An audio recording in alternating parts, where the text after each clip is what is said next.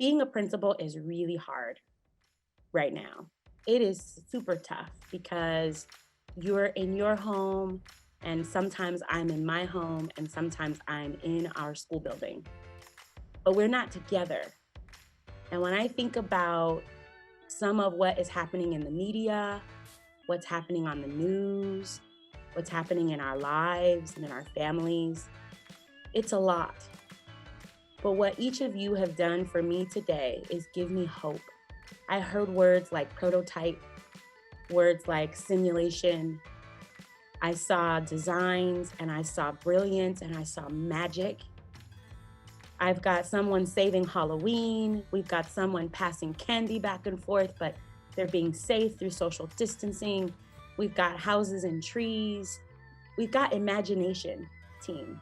And I am having to remind myself as you're sharing that this is third grade, because this really feels like fifth grade or sixth grade or eighth grade, because you're brilliant. You've taken something like clay or like a whiteboard or putty, and you've created something really brilliant. I hope you don't stop dreaming. I hope you never stop building and creating ways to solve the world's problems, because you are pretty incredible. And I am just so grateful for you inviting me in and sharing your prototypes in vulnerability with me. When things aren't done and they're not polished, you sometimes don't want to share because you want to wait. But you didn't wait. You allowed me to be a part of your vision in its planning stages. And that takes a lot of vulnerability. And so I just want to celebrate you.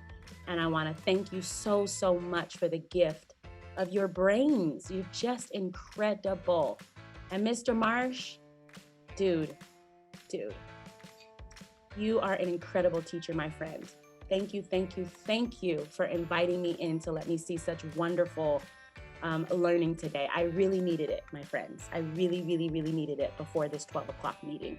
Thank you, Miss Watson. And it's 1 minute until it's 12 o'clock. You should better go. 12 o'clock. Okay, it's 12 o'clock, so I have to go. I love you so much.